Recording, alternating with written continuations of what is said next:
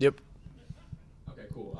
We didn't really get that answer. You cut out a few times, so I just asked you about the grappling heavy attack. If you don't mind reiterating what you said, and then that's the last one for me. Cool. So yeah, I'm expecting it to possibly hit the mat. It depends on how the fight's going. I always train everywhere. If I go in and start smashing him on the feet, then obviously I'll look to try and keep it on the feet. If he looks to take me down and does get me down, I'm confident in my guard. I feel like I'm really well rounded where, I'm not too worried if I'm on my back. I know I could pull off submissions from the bottom. I can get back to my feet. I could sweep. I know I could finish him if I get him down. I could submit him. And I also believe in my power and my striking as well. So I kind of always treat every fight the same. I'm just going to go in and try and put them away. Whether it's a submission or, a knockout or on points, I'm just going to go in there and try and win. Awesome. Thanks so much, Stevie. Best of luck. Thank you. Jay, Christian. Good afternoon, Braveheart. Jay Christian Gary, Focus Fights Audio. How are you, sir? What's up, man? Yeah, I'm good. Nothing much, mate. I just want to basically ask a couple of questions. First of all, you said earlier that, your dream scenario would be to win the PFL championship at the end of the season. But let's just say this. If you were to retire from mixed martial arts, let's just say after this season is over with, what would you say would be your lasting legacy in the fight game? What would be my favourite moment, do you mean? Like, what? I don't quite understand the question. I mean, basically what I'm trying to say is when it's all said and done, when you put the gloves in the center of the cage, what would be your defining legacy in the sport? How will you be remembered? Well, obviously it depends on what happens this year. But if I retired right now, I would say that I'd be remembered for beating Anthony Pettis. The one main thing, the top of the list would probably be Twister and Pettis, because one, it was quite a unique submission. It went a little bit viral. He's a former champion. And the fact that I needed the finish to qualify, and I got it done. So that, beating Michael Johnson was obviously a big win as well. And then for me as a person, one of my most favourite times of my whole career was when I won my second fight in the UFC. I won by first round knockout. It was at the Hydro in Scotland. I had 13,000 Scottish fans going crazy, chanting my name, and and I got a $50,000 bonus as well. So that was one of the highlights of my career. Wow, that's incredible. Now, when it comes down to this fight against Natan Schulte, I mean, what do you think are probably some of the main points you're going to have to look out for when it comes to facing? So, I mean, I could see the fight going. I could see him coming to pressure, trying to get a hold of me, trying to maybe get body lock, take me down, try and submit me. That's what I think he's going to come and do. He's going to walk forward like a Terminator or like a zombie, whatever you want to call it. He likes to absorb shots and just kind of try and overwhelm you with pressure. I do think when I land one of my shots, I do think that he's not going to come forward as much. When I hit guys, they either go down or go out. So I'll be surprised if, after I've landed on him, if he still keeps pressuring. But I am prepared for that, just in case. If I do hit him with big shots and he's still pressuring, obviously I've got a plan for that. And yeah, like I've said before, I'm going to go in and try and win any way possible. Submission, knockout, just punching him 1,000 times, winning on points. Go in and get the W. Awesome, thank you. Understood, last one. mate. Sorry, Other than Jay. that, all the best to you Friday night, and I'm pretty sure the fans over in the UK, especially Scotland, will enjoy seeing you. Thank you, man. All See right, ya. you're all good here. You can go to the next room. Same, man. Thank you so Same. much, Stevie. Appreciate your Thank time. you. What's that? I have the clip number if you need it. Yeah, they are, dude. Anyone a question? They better be. It's sitting in mine. You gotta crack one. You gotta crack it then. Shh. I will. Don't tempt me. I drink these all the time, so they should sponsor me. They should sponsor me all the time. You know, they're gonna throw it in my video too. You know, Floyd Mayweather wouldn't stand for that if it's in his video and he's not getting paid from. You know what I'm saying? All right, cool. I love them. All right, Kyle, first question for us, please. Hi, Clay. Kyle from VMTV here. I know that it was a tough year for you last year, 2022, inside and outside the cage. How difficult has it been to get that motivation back to come back even stronger this year? You know what they say, hard times create hard men. So, you know, I'm always motivated. I'm always driven. I'm always working hard. So, yeah, hard times create hard men, and I'm a hard man. What did you learn from your narrow decision losses last year? What was the biggest thing you took from them? I got to close the gap, you know. I feel like I was slacking on my grappling a little bit, and that's probably why they, you know, edged it in the decision of Martinez. So I've stepped up on my grappling. I'm a lot sharper there. And I just need to close the gap and set myself apart from these guys a little more and win a little more decisively. So we've been working on what we need to, and we're ready for a new year.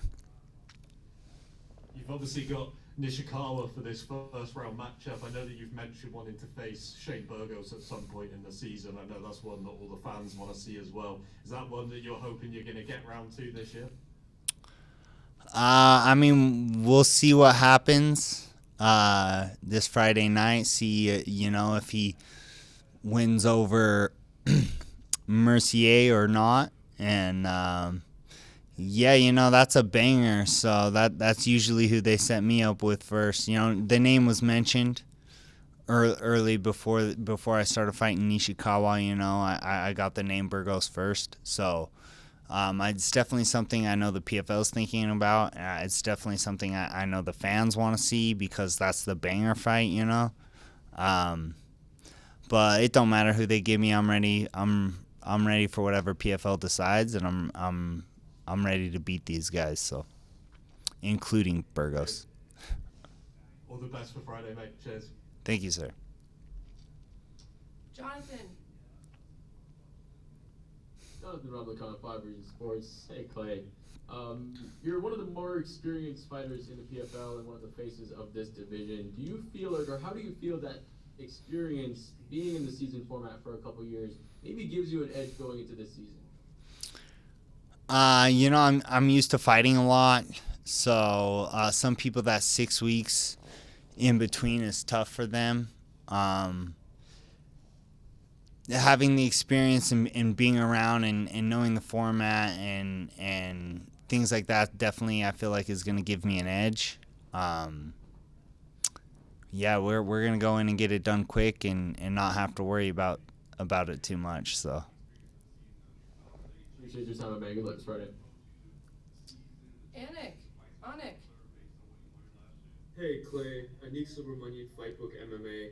Congratulations on the birth of your son. How is your new life balancing being a fighter and a father? You know, my girl is amazing and definitely picks up on my slack when I'm training, and I've been traveling a lot this camp, and you know, I've been gone weeks on end getting ready for this, so having her to have my back's helped a lot. She's amazing. I feel like I have a newfound reason to fight, and I feel like that's added fuel to the fire. So it's been a wonderful experience being a father and watching my son grow, and like I said, I think it adds fuel to the fire. So Awesome. And one more question. I know you have a new coach, and how has your skills evolved since moving on to the new coach? And could you speak more on that? So I'm back with an old coach. So it's an old new coach, I guess. But man, my grappling has improved tremendously. As far as my striking goes, it's hard to think I could get better at striking, but I definitely feel like I've leveled up in that area as well. So yeah, all around I feel like my game's improved quite a bit, and I'm ready to showcase those new skills and put on a show for y'all Friday night. Awesome. Thank you. Excited for the fireworks. Lorenzo. Hey, it's Lorenzo from the Mma Millisecond. Clay, it's good to talk to you, my man. You're fighting against a newcomer, not only to the PFL, but to the U.S. As far as I can tell, Yamato hasn't fought outside of Asia so far. Did that present any challenges to you during your preparation? I mean, for a different promotion, this guy was fighting on the other side of the planet. I can imagine it's hard to gauge his experience and competition level in that scenario. Yeah, he ain't never fought nobody like me. I can guarantee that. He's on a 10-fight win streak or something like that. I think he has 6 draws on his record. He's winning unanimous decisions. So I think he has his hands full. I think he's bit off a little more than he can chew with Cassius Clay Collard, and I'm ready to go prove it this Friday night. No doubt you're looking for a finish. You've had 6 straight fights go to a decision. Is there any sense of pride you take from being able to drag these dudes into the full 15-minute fight and still have a chance to win it at the end of the decision? So we don't want to do decisions no more. I keep losing close ones, so I don't want to do decisions no more. I want to go in there and finish these guys. I feel like I have made the proper changes in my fight camp this year to be able to do that. So I guess wait and see, tune in. And last one for me, I see you got the Mortal Kombat dragon right there on the shoulder. Is that Raiden underneath it? I can't really tell. Yes, sir. That's Raiden. There we go. I'm dying for them to make another movie, man. We really need one. Yeah, I think they need to get rid of the CGI and start doing a little more of the martial arts.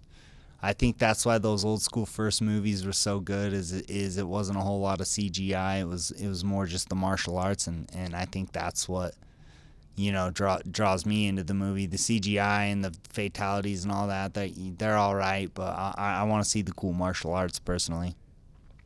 Let's go. Clay Collar for Johnny Cage. I appreciate it, man. Thank you for the time. Thanks, man. Patrick.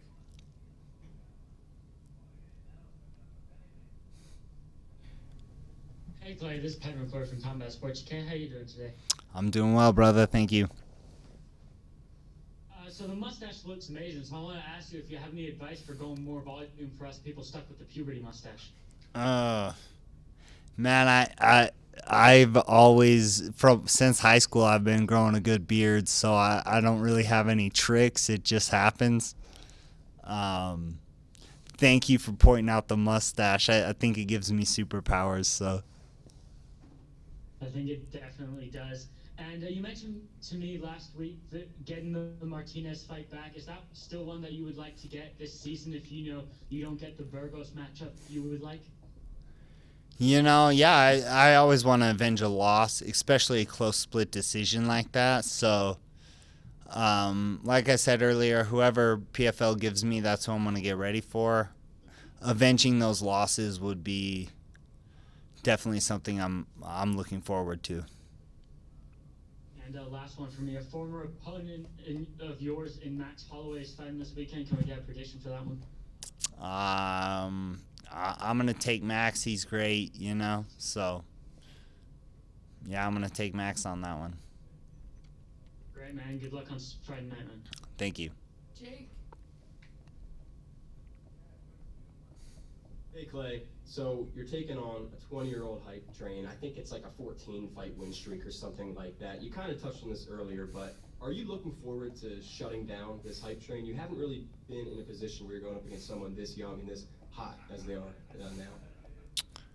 now. Like I said earlier, he ain't never fought nobody like me. So, yeah, I'm focused on myself, you know. I don't want to derail him, but I'm afraid that's what's going to happen. So, yeah, I'm prepared. I'm ready to go out and fight. 14 wins. He ain't never fought nobody like me, though, so.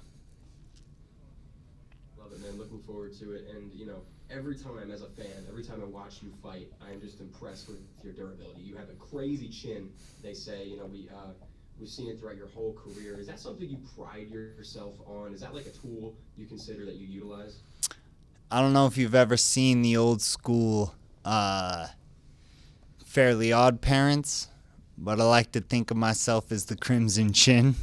So, yeah, you know, I can take a shot. I can give a shot. I just love fighting, you know, and I ain't been put away yet, not in mixed martial arts, so let's go. Not with a knockout, so. Play the Crimson Chin collar, I love it. Yeah, there you go, baby. Chris. Hey Clay, how you doing? Chris DiCarlo from Cage Dude. I know you are a crossover athlete. You box, you fight MMA. I'm curious, is there any other boxers that you'd like to see crossover to the octagon and fight MMA? That's not something a lot of boxers do. You know, boxers come to MMA is very rare. MMA guys going to boxing, it's happening a lot more lately. I think I was a trendsetter in that sense. I've been there, done that. I was fighting real boxers. A lot of these guys are fighting other MMA guys in the boxing ring and things like that. So, yeah, I just feel like I was a trendsetter in that sense. I don't think a whole lot of boxers are going to be coming over to mixed martial arts. It's just not their forte, you know. Sure. And I know your focus is on this upcoming 2023 season, but any chance we see you back in the boxing ring anytime soon? Yeah, and you know, right now my focus is on PFL. I'm not really thinking that far ahead. I'm thinking about that championship. So, whatever the future holds, whether I box or I keep doing mixed martial arts, maybe I'll go do something else. I don't know. We'll see. Right now I'm focused on 2023. So. For sure, man. And last one for me. How was your off season in between seasons? I know you had a long season last year. How's the mind? How's the body? How's everything feeling going into this 2023 season? I said this earlier. Hard times create hard men, and I'm a hard man right now. So. Thanks, Clay. I appreciate it. Body. Hey Clay, this is Wiz from BetUS. Given that Yamato, this is his first fight in the PFL, before his last decision win, he was on an 8-fight finish streak. How do you feel like this fight will play out? And I know you mentioned that you were looking to get more finishes in the PFL. If we don't put him away in one, we're putting him away in two. So, yeah, he's young, he's hungry, he's coming for everything. You know what I'm saying? That's what us fighters do. So, I'm gonna derail the train, man. And last one for me. 6 out of those 8 finishes in that win streak were by submission. Do you feel like he's going to try to take you down to the mat in this fight? And how was your preparation for that in this fight? I feel like he's desperately going to try to get me to the ground, especially after I start putting my hands on him. Like I said, I've switched camps. I've been grappling probably more than I have in years, and I am prepared. So, yeah, we're ready wherever the fight goes. I feel like I'm better. So, yeah, I feel like I'm better all around on the ground, wrestling, jiu-jitsu, boxing, kickboxing, wherever he wants to take it, I'm going to dominate. So. Thank you, Clay, and good luck. All right, Jay Christian, our last question, please. Cassius Clay Collier, J. Christian Gary at Focus Fights Audio. How are you, sir? By the way, how's the kid going? The baby's amazing, man. Thank you. Okay, no problem. I just wanted to ask a couple quick questions. First of all, we've been talking about your upcoming fight with Yamato Nishikawa, who is obviously a star in Schulte and other Japanese organizations. I mean, is there one thing you would hope with him coming into the U.S. and this being his first fight in the United States that he has learned about you going into this fight? I'm a bad man. If you don't know that, he's soon to find out. Understood. When it comes down to the fact that you are also a boxer as well, I can't help but notice that just a few hours ago it's been announced that Nate Diaz will take on recent PFL signee Jake Paul in a boxing match on August 5th in Dallas. Do you feel like you have a type of interest in that fight, knowing that it's one of the greatest MMA fighters of all time versus Jake Paul? I'm gonna take Nate Diaz on that. He's definitely got a pair of hands on him. Throws a lot of volume. I feel like his boxing is a little underrated, so I am gonna take Nate Diaz on that. But yeah, shout out those guys, man. They're doing it. Understood, because I know you basically talked about boxers wanting to. I know you talked about you facing real boxers. Obviously, Jake is going back to the well fighting MMA guys. But still, though, one more question I want to ask is that considering the fact that you're boxing and doing mixed martial arts and your dream scenario is probably wanting to end the PFL season with a title win, let's just say if you were to retire now and hang up both sets of gloves, what would be your lasting legacy in combat sports? Man, I just want to be a fan favorite. That's why we do this, right? It's to entertain the fans. So I want to go down with people thinking, I always put it out on the line, and I was a fan favorite, man. So. Understood. Other than that, good luck against Nishikawa on Friday. We really hope to enjoy it. Thank you, sir. Thank you, No Clay. problem. That's all for today. You can just head in that door right there.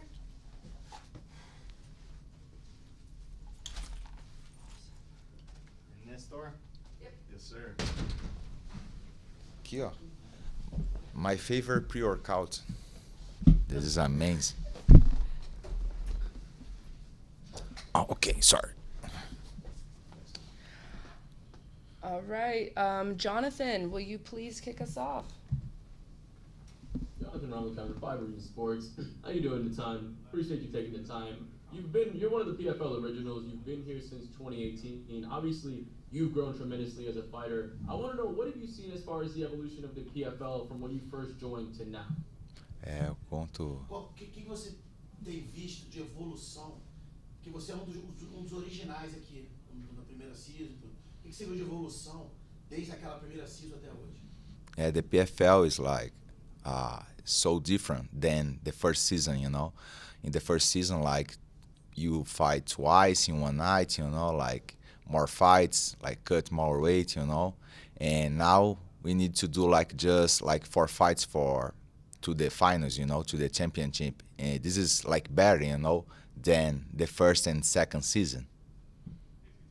Now, even though you've been in the PFL system for so long, what are some tools that you were maybe able to add during the off season to come a little bit sharper this year? O que você aprimorou seu jogo enquanto você está fora de camp para você vir para essa temporada agora? Okay, all right. I improve, I develop my game, when I like in the off, in the off season. Like normally I improve my style, my grappling, my strike, after the fight, or normally, just training, not with the fight, But in my whole camp, like not the whole camp, but in my my whole career, I was training the last 7 years in the American top team, like the best team in the world, you know. I was training with my whole coach, like my Pahumpa jiu-jitsu coach. He's like changed my jiu-jitsu, you know. Like I start to finish like more in the back, you know, real neck choke. I never finish like in the katagatame, you know, and he showed me like real like katagatame, you know. And my striking coach like Macarrão, he he improved my strike with coach Catel and all coaches in the American top team, you know. And I improved a lot in the last 6 years, you know. But I think is the better after fight you can like you have time to train like not for a specific name, you know, and you can improve your game. Thank you, and good luck in your season. Thank you. Patrick. Hey, Natan, this is Penn Reporter from Combat Sports UK. How you doing today? Good, thank you. Great to hear, man. You know, you won the PFL 2 times in a row, and now it's been a few years since then, so is it even more motivating to going into this season trying to become a 3-time champion and prove you're still the top lightweight? Yeah, for sure. I'm very happy because I can be the first PFL 3 times championship, you know, and this is like very good. The first guy, you know, Brazilian guy. This is amazing. And how do you feel about the Stevie matchup? You know, he was in the championship last season. He's beaten guys like Anthony Pettis. How do you feel about the matchup? And can we get a prediction from you for that one as well? Pode falar mais que essa daqui. Can you repeat the question, please? Yeah. How do you feel about the Stevie Ray matchup? You know, he's a very, very good grappler. And can we get a prediction from you in that one? O que você acha do Stevie Ray? Ele é bom grappler. Qual a sua previsão para a luta agora, sexta-feira? I think the finish in the first round, you know. He's a good grappling, you know. He's a good jiu-jitsu, but my jiu-jitsu is more aggressive, you know. And I think I can finish this fight in the first round. Great to hear, man. Good luck on Friday night. Thank you. Anik. Natan, Anik Subramanian, Fightbook MMA. You haven't made the playoffs in the last 2 years, but in the championships last year, you submitted Jeremy Stephens. How much confidence do you get from beating such a big name on a big stage? Pouquinho. Você não foi pro playoff ano passado, mas você na luta final você finalizou o James Stephens. O quanto confiante te deixa você sabendo que você finalizou cara que é daquele nome? Steve is a tough opponent, you know, and I finished him in the second round. This is about the strategy, you know, with my coach, my coach Pahumpa, he say for me like you need to put your pressure in the second round, you're gonna finish him, you know. And I finished him in the second round because he was tired, you know, and he's a big name, you know, in the MMA, you know. And I was sad because I was fighting the final, but not for the title, you know.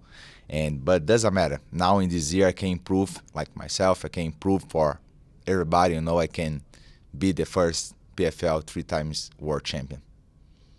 Right. And now if you become the first 3-time PFL world champion, would you consider yourself the best PFL fighter ever? Se você ganhar pelo terceiro ano $1 milhão e o cinturão, você se consideraria o melhor lightweight da PFL history? Absolutely, you know. Like the lightweight is like the hard division, you know, in the MMA and the PFL as well. But, you know, the first PFL 3-time champs, you know, this is like just me, you know. Awesome. Looking forward to Friday night, champ. Thanks so much. Jay Christian.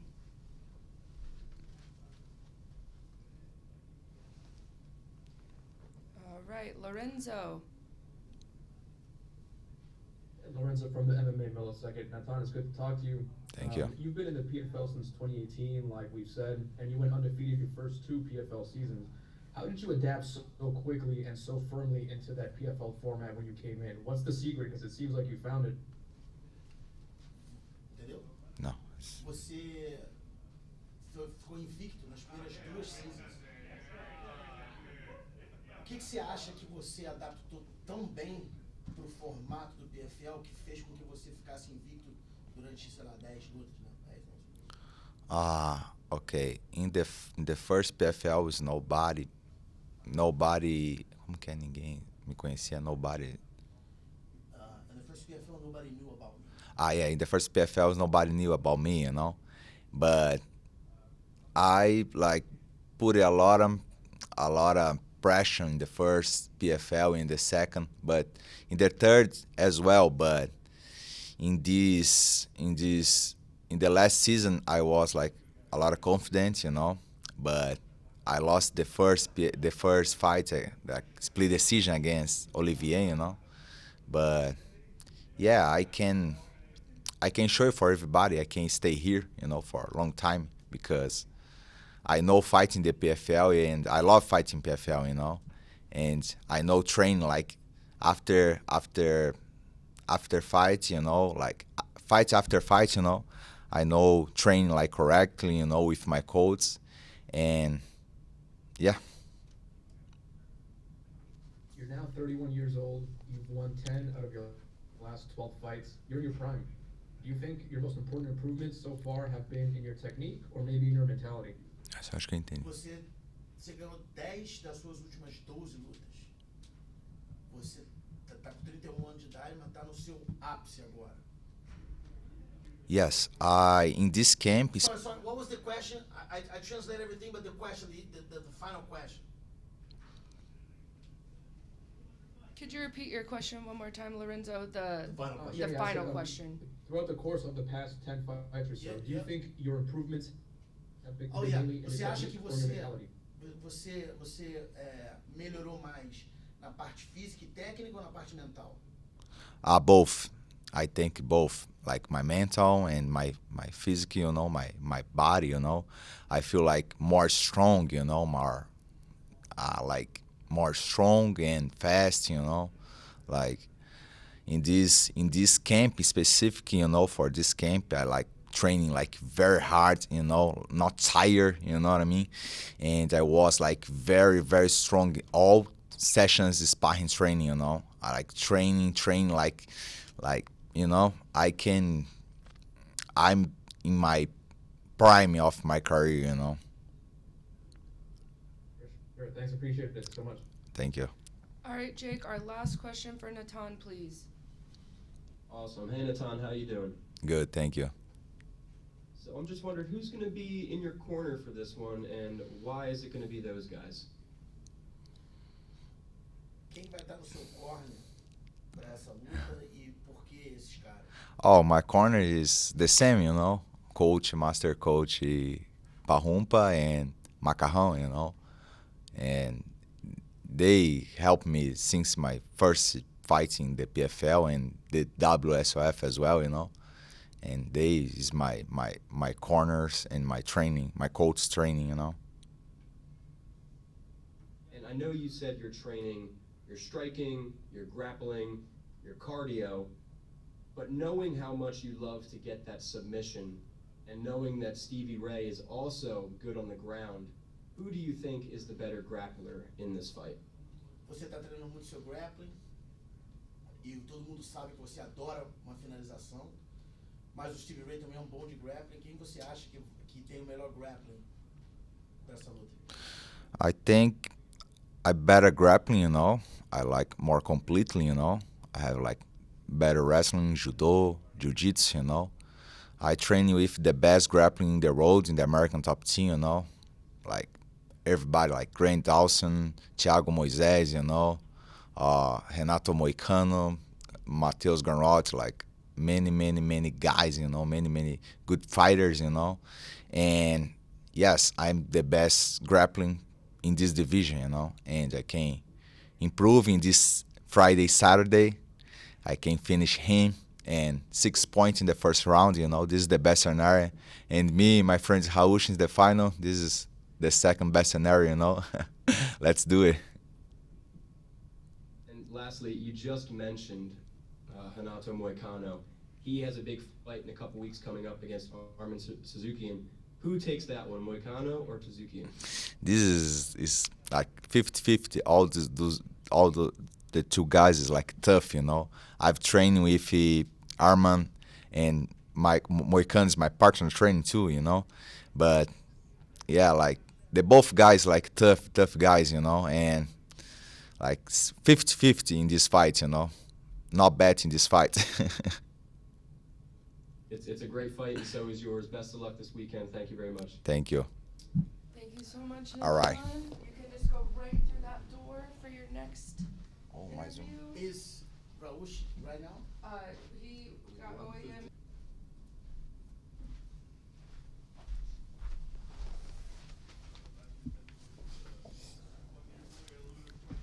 All right, guys, we are going to be utilizing a translator, so please give him some time to translate the question and then translate it back into English. Anik, let's start with you. Jarrah, welcome to the 2023 season, Anik Subramanian Fightbook MMA. You're facing the champion on this Friday. Do you feel more or less pressure by fighting the former champion? اهلا وسهلا فيك بموسم الجديد تبع البي اف ال. بتحس انك عم تلعب مع البطل الموسم السابق انه في ضغط اكثر ولا اقل؟ لا بالعكس، بحس الضغط عليه راح يكون. انا بالنسبه لي هاي فرصه كثير كبيره، اول الدوري العب مع البطل، اثبت انه انا يعني ممكن افوز على البطل واعمل برشر عليه. بحس انه الضغط راح يكون عليه مش علي. I feel really good coming into this season. I feel that I actually feel like the pressure is mostly on him because he is the champion. He is the hunted, and for me this is a great opportunity to come in there and hopefully pull off a win. And one more for me, Jarrah. Stylistically, how do you feel about this matchup against Sadibou? كيف بتحس لما بتطلع على ساديبو وستايل لعبه؟ كيف بتحس ستايلك بركب على ستايله؟ ما في سر بالموضوع، هو بحب يعمل مسافة وبحب يعمل سترايك وبدافع التيك داون كتير منيح. بحس انه انا ممكن اعمل برشر عليه. انا شفت كتير فايتات لساديبو، بحس انه انا هو ما بيعرفني مثل ما انا بعرفه. انا بعرف كتير اشياء عنه، شفت كتير اشياء، بس هو كتير في لسه اشياء عندي ما شافها، فممكن راح يتفاجأ كتير بالفايت. I think stylistically it's no secret where he and I excel. Sadibou likes to maintain distance, likes to strike, has very good takedown defense. But I feel that I've watched almost all of his fights, and I think I've seen what he can do. And I'm not sure how much of my fights he has watched, so I think I still have a few things that he maybe hasn't seen in my game that might come out during the fight. Good luck on Friday. Thank you. Jonathan. Jonathan Ramlakan, 5 Reasons Sports. Jarrah, I met you last year in the Challenger Series for the PFL. How would you describe the journey going from the Challenger Series, going through your first regular season, now coming into your second season? الشاب تعرف عليك السنة الماضية بالتشالنجر سيريز، فحب يسلم عليك و بده يعرف انت شو حاسس، يعني كيف كانت مسيرتك لهلا مع البي اف ال؟ بلشت بالتشالنجرز، لعبت موسم السنة الماضية، وهلا رح تبلش يعني سنة ثانية مع البي اف ال. هذا رابع فايت إلي بالبي اف ال. بصراحة متحمس كتير لهذا الدوري، صرت أعرف كتير أشياء عن البي اف ال. هذا الفايت رقم 4. بصراحة المستوى هون كتير عالي، بحس أنا هاي السنة جاهز أكتر من أي وقت مرق، فمتحمس كتير ومستعد إن شاء الله أكتر من أي وقت. This is my 4th fight with PFL, and I'm really looking forward to this season. You know, last year and my 3 previous fights with the PFL have taught me a lot about the level that's required, the discipline that's required with making weight more frequently in a year. And I feel like my level since I last fought here has gone up quite a bit. I've managed to work on a few things, and I'm more prepared than I ever am. Now, you talked about Sadibou not knowing your style too much. 12 of your 17 wins have come by finish. How are you able to continue to finish fights even though they know stylistically you are a finisher? هلا انت حكيت انه ساديبو يمكن ما بيعرف كتير عن ستايلك، بس الكل بيعرف انه انت مخلص 12 من 17 فايت لهلا. كيف رح تقدر يعني كيف انت بشكل عام تقدر دائما تخلص الفايتس؟ شو اللي بخليك دائما تدور على الفينش بالفايتات؟ ممكن لاني اول فايت بحب ادرس منيح الخصم، بحب اشوف الاشياء اللي هو بيخطأ فيها، بعمل برشر عليه وبعرف وين اضغط على الخصم. مثل ساديبو صراحة انا حضرت له كتير فايتات وعارف كيف اسكر عليه كل مكان، بحس انه عندي الطريقة اللي افوز فيها عليه. What I like to do in general, and what helps me with my fighting style, is I like to really study my opponents. I look at their pros and cons. Where do they excel? Where do they maybe have some areas to work on? And I try and find points where I think I can implement my game well. And I feel like I've really prepared quite well for this fight, and I'm very excited to be facing Sadibou.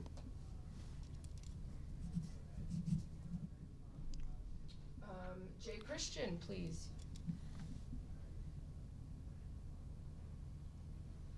Jay? Okay, we'll go to Lorenzo. Hi, Joe. It's good to talk to you.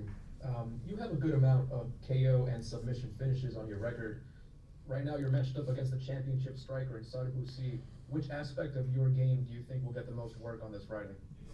انت بشكل عام عندك كتير كيوز وسبمشن على الريكورد تبعك، بس هلا رح تلعب مع ساديبو اللي هو معروف بالسترايكينج تبعه. شو نقطة الجيم تبعك اللي انت بتحس رح تفيدك بهاي المباراة؟ بحس انه هو رح يكون دائما خايف انه ينزل معي على الارض.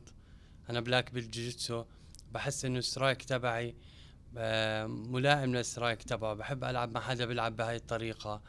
رح يكون هو اللي مش عارف باي مكان حيكون بجوا الكيد، ما بده اعمل له تيك داون، بده يضل يحافظ على المسافة.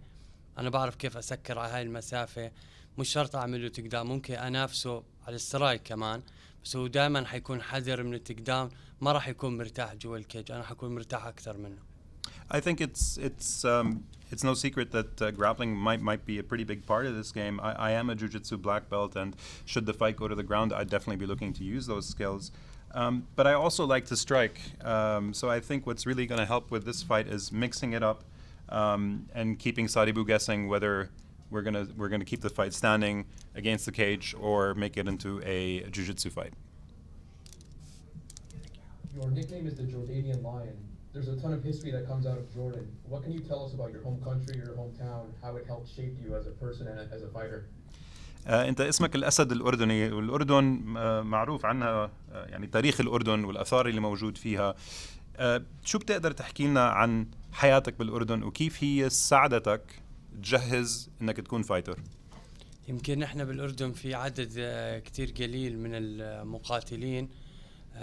بنحاول دائما نوصل رسالة انه ممكن حدا يطلع من مجموعة كتير بسيطة كتير قليلة يوصل للعالمية ويقدر ينافس بأعلى المستويات.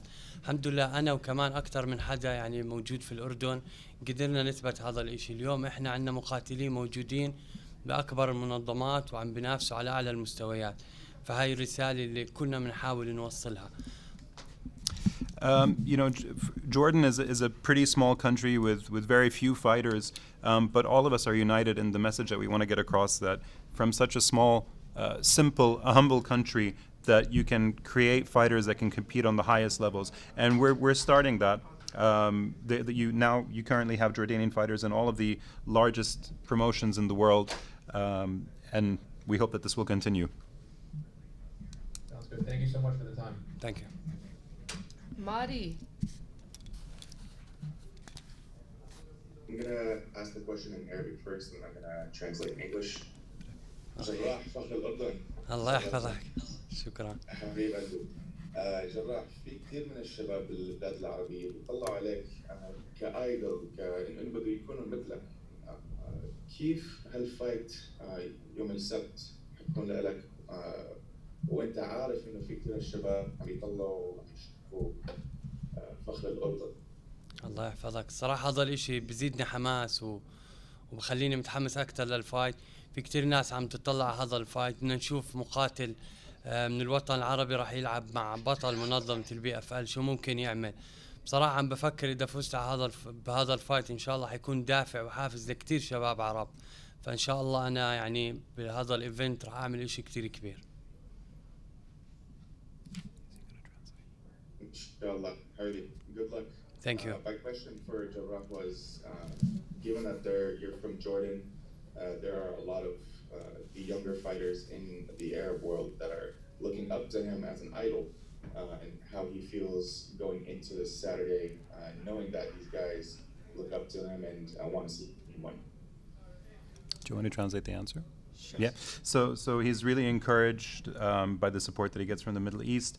There's a lot of excitement among the Arab fighters and fan base that there is an Arab facing a champion, and he really hopes that with a win here, it would serve as a great motivation to all of the Arab fans in the Middle East and abroad. All right, thank you. Mills, let's go with you. Hey, how's it going? MMA Locker Room Partner Club Sports Radio.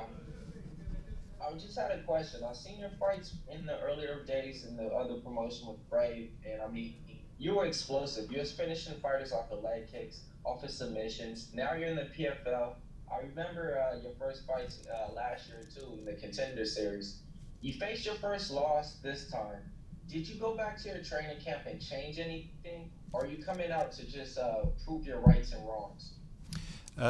هو كان حاضر الفايتس تبعونك ببريف وشاف قد ايه انت يعني بتلعب ستايل كتير حلو بتخلص على الخصم تبعك، وكملت هذا الاشي لما لعبت بالتشالنجرز سيريز. هلا خسرت اخر فايت للاسف. غيرت اي اشي بالكامب تبعك هالمره ولا خليت الكامب مثل ما هو؟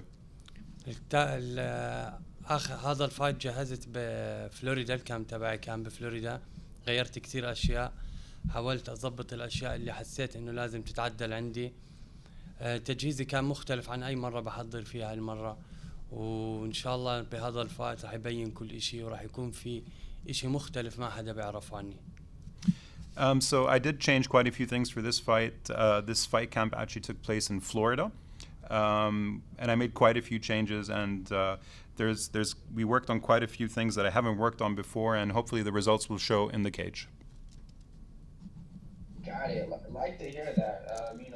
So definitely we're gonna see some new wrinkles to the game. You're already explosive with those weapons. So a little bit about your nickname. They call you the Jordanian Lion, and then you got your other guy that you're fighting. They call him the Swedish Denzel. Just based off the nicknames alone. I mean, I think I'll go with the Lion in this fight. What do you think? انت اسمك الاسد الاردني وخصمك لقبه the Swedish Denzel Washington. تعرف مين Denzel Washington؟ لا. He actually isn't sure who Denzel Washington is. ممثل بهوليوود. فهو عم بقول الأسد ضد الممثل بهوليوود، أكيد الأسد راح يفوز. شو رأيك أنت؟ طبعا الأسد بالآخر راح يفوز. سموني الأسد لأنه بصراحة بقاتل لآخر لحظة. كتير في فايتات خلصتها بالثواني الأخيرة، فما راح يكون فايت سهل على الممثل. So he thinks that a lion should technically beat a Hollywood actor, but the origin of his nickname stems from the fact that he's known for always fighting to the very end, and you see that in a lot of his fights and his record that a lot of his finishes have come towards the end of the fight.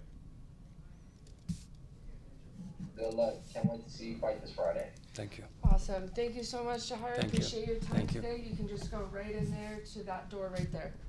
Okay. Thank you, guys. Thank you. All right, guys, I'm bringing Natan in. What's up? How you doing?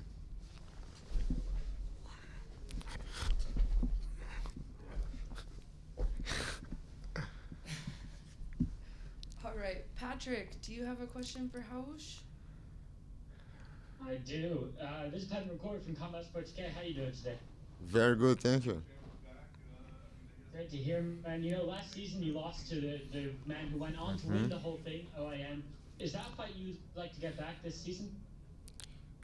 Yes. I think it's important we return for the point of the defeat and overcome. So definitely I think this mentally something, if happens, is gonna be nice and I'm gonna be ready. And does knowing you can get to the pinnacle of the PFL, get into the championship, does that help you in your preparation, having less nerves on the higher stage? Can you repeat the question? I'm sorry.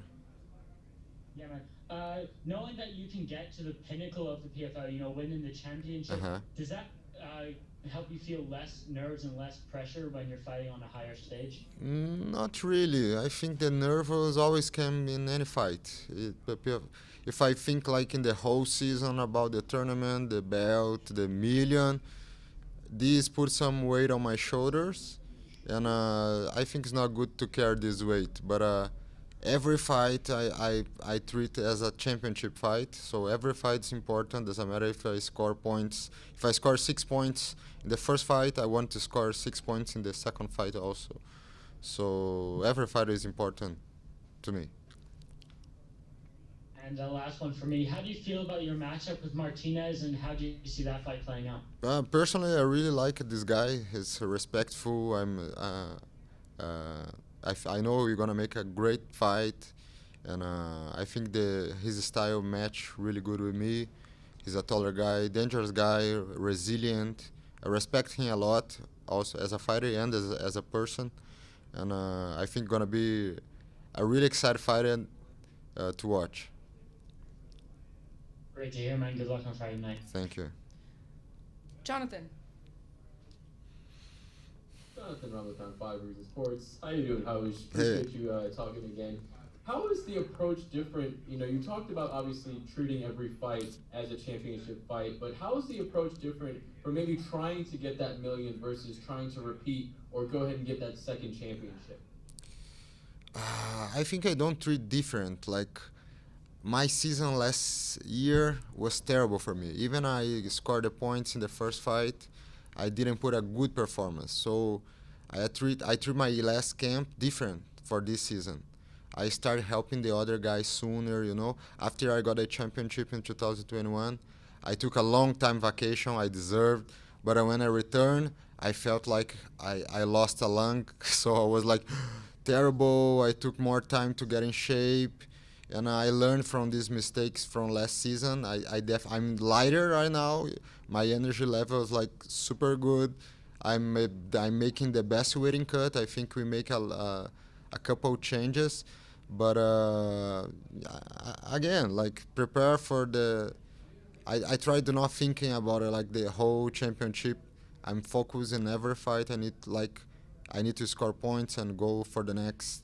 And I want to be champion with scoring 4 wins. So it's my goal. Now, maybe a lot of people don't know, but you thought about quitting MMA, right? It was getting really tough for you a long time ago. What do you have, or what words do you have, or some thoughts for anybody that's maybe thinking about leaving, that's maybe just on the cusp of making it, but don't know if it's the right thing to do? Man, I put my life in the Jesus Christ hands years ago, and he's my main sponsor, holy sponsor. So every time I come here, I think I need to talk about my faith, because it was impossible to me to step in the PFL. And God opened this door. So how can I not talk about him?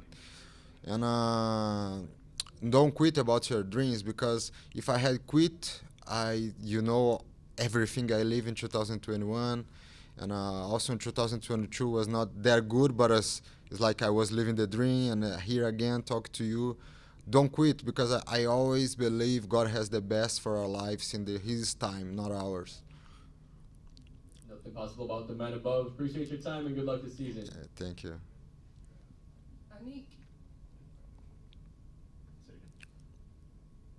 Anik? Hey, I don't think I heard. Oh, you said Jake. My bad. No. I couldn't tell if it was Jake or Anik. But Anik. I'll go if you don't mind, Anik. Go for it. Okay, cool. Hey, Raush, how you doing? Good. So, this season, there's 3 things that come to mind as a fan, right? $1 million, the title, and revenge on Olivier. Mm-hmm. Which one of those is front and center in your mind? The title. First, to be a champion. Then, I think the last one is to revenge our defeat, because this is consequence. If it's not this year, it's going to happen next season. So my focus is do a good season, Don't pull the handbrake. Don't finish the fight with 20% gas in the tank. Go there and try score these 6 points and gather the risk, because this was the main complaint, I think, from the fans, from the coaches. Like, if you are that good, and we know you are that good, how strong and explosive, you are the warhorse. So why don't you finish this fight soon, like you hit the pads? Of course, it's easier said than done, but I'm excited to try to show, and like, doesn't matter what, I'm gonna finish this fight, and I have this feeling in my heart right now. And something I noticed just looking over you and Alex's resumes, you guys have fought a lot of the same opponents that each other have fought. How do you think that experience is going to play into the fight on Friday? I know we fought the same opponents, but different games. You know, I think he studied my game, I studied his game.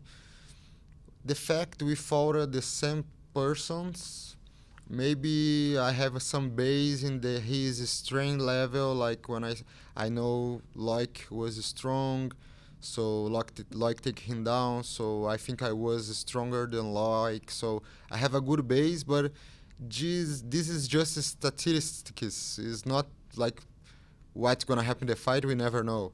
So it's just a base. I don't think helped too much. Awesome. That's it for me, man. Best of luck. Thank you very much. Appreciate it. Anik. Raush, Anik Subramanian, Fightbook MMA. You Hi, train at one of the best gyms in the world, American Top Team. If you could choose one sparring partner, who do you think's the toughest one you've faced? This camp, who helped me was Joaquim Silva, Neto from UFC. So I think he's better than my opponent in the every single round. But I think when I spar, one of the difficult guys I spar in the gym was Renato Moicano. He's really tough. When you spar him, it's like always like a fight. So if you to spar him, you need to you need to be 100%. Don't go like has no so trains with him. So funny fact is against him is like I go 30-40 minutes before, really get a good warm up, and okay, it's time to fight.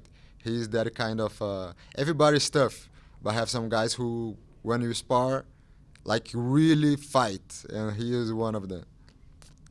He is Manny Moicano. Thank you so much. Yeah. Good luck on Friday. Thank you. Mills.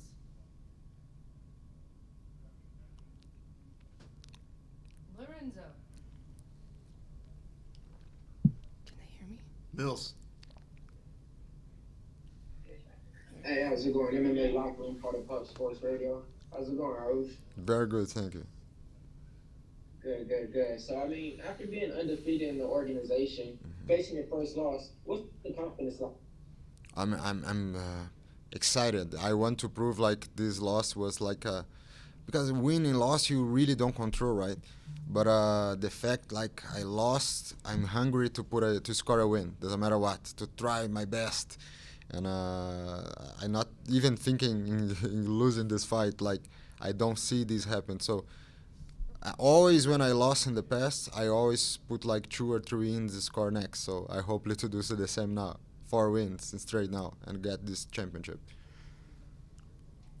Got it. I mean, being in Vegas, I mean, what have you enjoyed your best experience out there so far? Are you doing any gambling? You watching any shows? Or are you just doing some tape study on your opponent? I tried to watch the Magic show here in the hotel last night, but it was already over when we went there. We were late to watch it. And man, the buildings are awesome to take some pictures. I went to Bellagio yesterday and saw that a water show in front of the casino in the hotel is nice. And especially for me, who are not American, we always see Las Vegas from the movies. So when you see here, like, look, I saw this like in so many movies, and now I'm finally here. Actually, it's my second time here in Las Vegas, but the first time I was too short, and but right now you never enjoy that much because you can eat. So if I've been here with no diet, it would be a lot better. But it's nice. It's a nice place. Got it. And then just to speak on your little fight IQ and resume, I mean, you got one of the stronger resumes in PFL. Wins over Anthony Pettis, Clay Collard, Louis Brozovic, Maj, even fought Matt Provola, in another organization. How has all encouraged you to be decent to get that $1 million? Your audio failed in the exactly moment of the question. Can you repeat? You're just breaking out really bad. Pretty much, it seems like you have a lot of fight experience over a lot of opponents in the PFL, wins over Pettis, wins over Clay Collar. How have all those fights prepared you to win this season? Man, after my fight against Anthony Pettis, my confidence level, my mind changed forever. I think that was the fight I really needed. I was so excited, and when I got that fight was my second favorite ever, because changed my life forever. Because as a fighter, I was like, okay, I be the guy who were one of the best all-time fighters, so I can keep doing that. So he was like the guy who put my mindset in another level of confidence, because I am a really good fan. Like after the fight, I took some pictures of him. My dad take pictures of him, like, because we were his fans. So for real. So when you see yourself doing something that good, like beat Anthony Pettis, you change yourself forever. And the other guys, I think no one has that name like Pettis. Also tough guy. Everybody's tough, but famous is better because give you a better reward. Thank you. Kyle. Hi, Raush. Kyle from VMTV. You said that last year your performances just weren't up to scratch. Just wondering, now that you've had some time to kind of reflect on them and work on some things, what is it that went wrong for you last year? I think it was the first year of my life I never concerned about money. So maybe for me it was something new, and didn't work good at all. Not I am worry about money now, but my my motivation level was different. Like, we have your refrigerator really full, it's not really good for a fighter. So I need to, if I start to work with a psychologist, sportive psychologist, to try understand my mind better, because I want to turn on their savage mode again and become the war horse and help. Because if you have not a good performance, but you can do better, something in your mind is not right. So I try to find what can I do better to push myself in the fights. And I learned with these mistakes. Like, I think the worst thing could happen because I won against Dom Edge, because I was lost by points and I won the fight. So when you won, even if you made a mistake, you repeat the mistake because you won. And I repeated the mistake against Olivier, and he won the fight. So now I totally learned, like, okay, I can't be the same person who I was last season. I need to be different. And I totally motivated to be a best version of myself. Well said, mate. All the best for Friday. Thank you. Thank you so much, Raush. Appreciate it, guys. Time today. We'll go right in that room right over there. Thank you. Thank you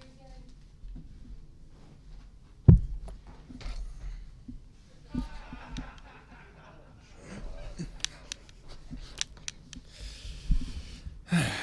All right, guys. Champ is here. Kyle, why don't you kick us off? Hi, Olivier. How's it going, my friend? I'm good. First question. How does it feel to be a millionaire? It feels great, especially with everything that's going on in the world. It feels great. It's peace of mind, Peace of mind until fucking banks are going bankrupt, but still good. So, yeah. Having already faced and beat a lot of the people who are back in the tournament this year, who do you think presents the biggest test to you? Do you think it's Shane Burgos, who obviously you've got in this first round? Yeah, I would say Shane and Schulte. Having watched Burgos' career through the UFC, what have you made of him? up to this point, and how well do you think he'll do in the PFL? I think it's gonna be tough for him since he's kind of a kamikaze, in the ring. But I mean, he's a fan favorite. I bet a lot on him. I lost money on him and I won money on him. So he's a really fun fighter. Like I said, he have a big heart. But PFL, it's for fight in 8 months. So it's gonna be. I think it's gonna be tough for his style. But I mean, everybody is gonna tune in to see the fight and see him fight. So yeah, looking forward to it. Okay, final question from me. After winning it last year, how long did it take you to kind of regain the focus that you need to go and do it all over again? Oh, I don't even know if I have the focus right now. So it was fast, actually. It was really fast in between the two seasons. Faster than I thought. I thought I was going to have a little bit more break, but yeah, I went right back to it, and I did my homework. But yeah, it was really fast. Perfect. All the best for Friday, mate. Thank you, sir. Jake.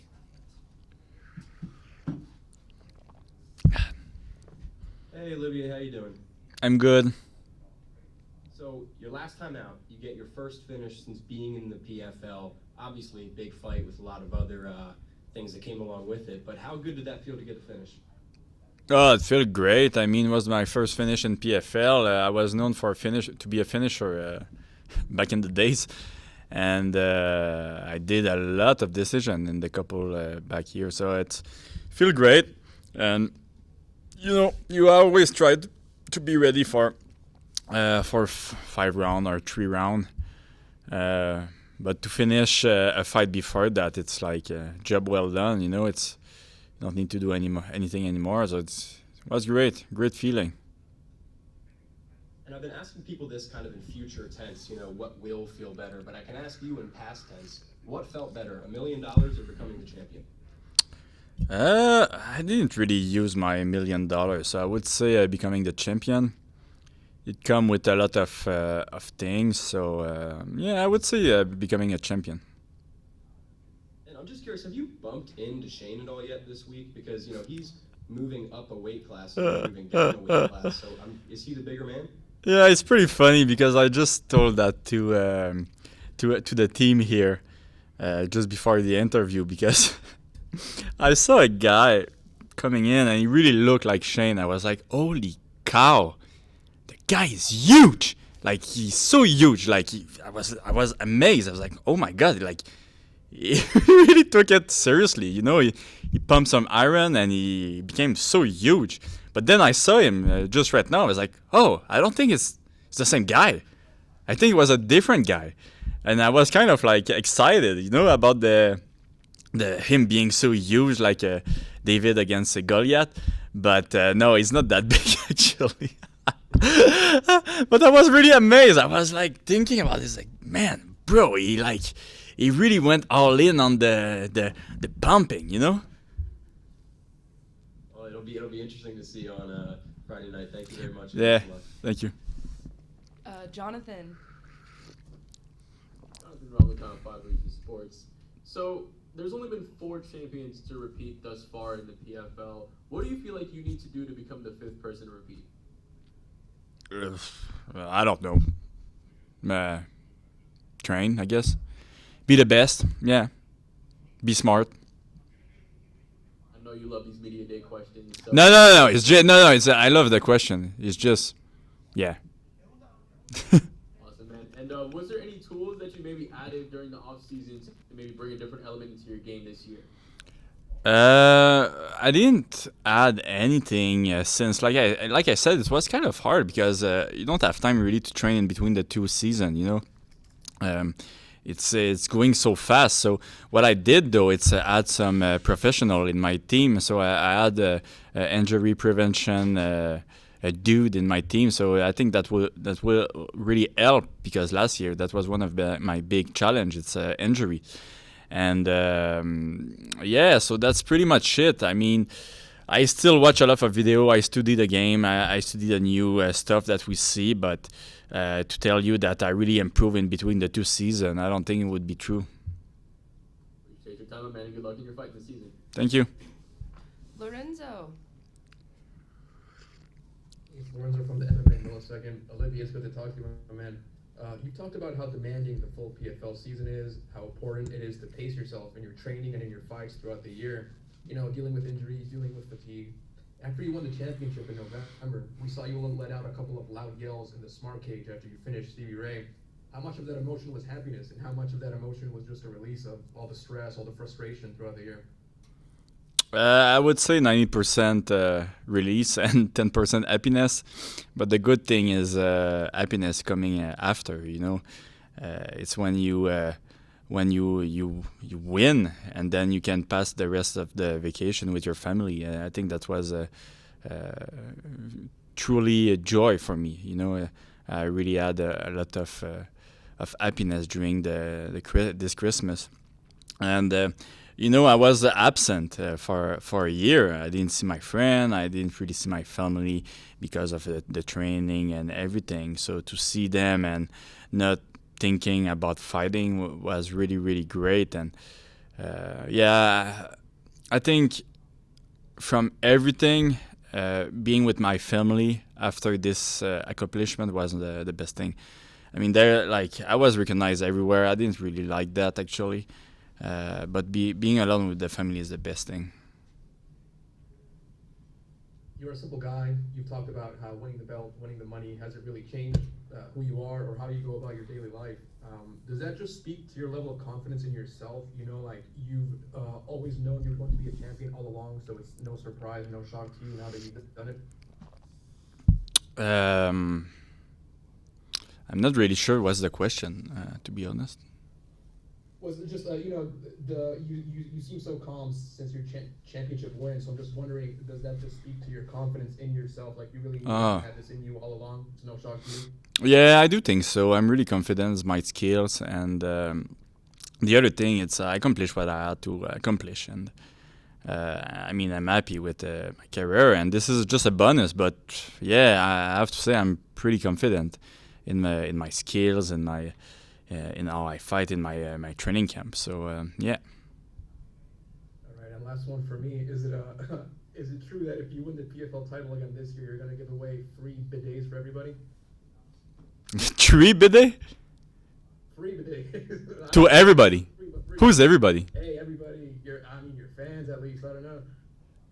That's not possible. That's not even like the mathematics of your question is not good. I'm not sure how much a bidet costs. I thought they were kind of cheap. No? Where do you bring those guys? Like,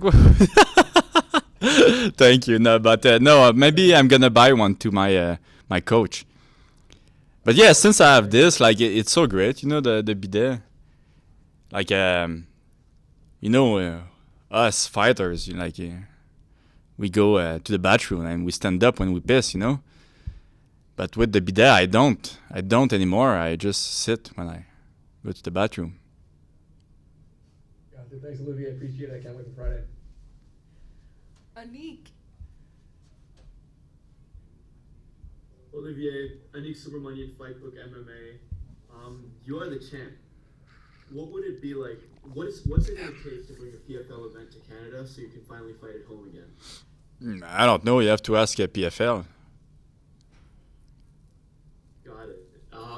And one more. You are the champ. You're fighting a dangerous opponent in Shane Burgos. What do you think is the most dangerous part about his game?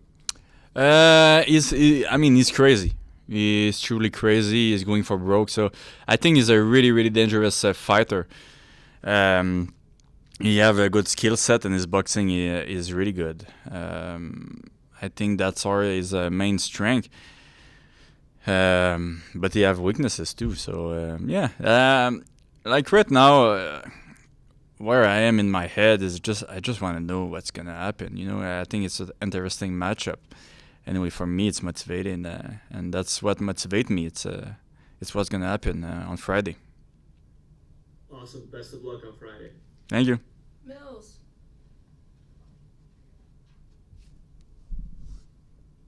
Mills, you out there?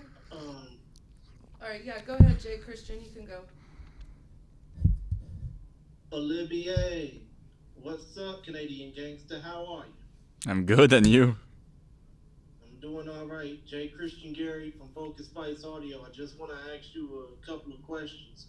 First of all, when it comes down to this season, as you're coming into the season to repeat and add an extra million to your bank, what do you hope to inspire? I mean, what do you hope to say to young fighters, not just in your half of Canada, Eastern Canada that is, but other fighters around the world that are inspired by your journey? I don't know.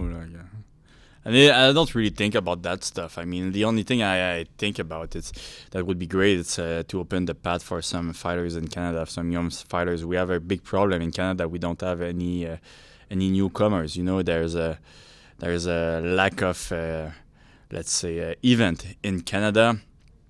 And if you want to be a pro fighter, you really have to be motivated. You have to go elsewhere to fight and probably lose money to fight. So I hope it opens some doors in Canada. What? Mm-hmm, I understand. Okay. And I think that's it. So yeah, I hope to open some and to show people that you, like, the goal is not necessarily to go to the UFC. You know, it's if you want to be treated well and to I don't know, to have like to be part of something maybe bigger. PFL could be the way. Understood. And when it comes down to this fight that you got with Shane Burgos on Friday, which is also going to air on, I think, TSN and RSN in Canada as well. I mean, no, TSN and RDS in Canada. Mis apologies. My apologies. But when it comes down to this fight, what do you hope that Shane Burgos has learned about you? I hope he learned everything about my bidet, I would say. None. I mean, I can understand that. With all that in mind, bone chance on Friday, and I hope Thank you. Do the best. I hope you do well, man. Thank you. No problem. Olivier, thank you for your time today. You could just head right Where over do you there. get those guys? Or live. Right over there. Thanks, Champ. Thank you.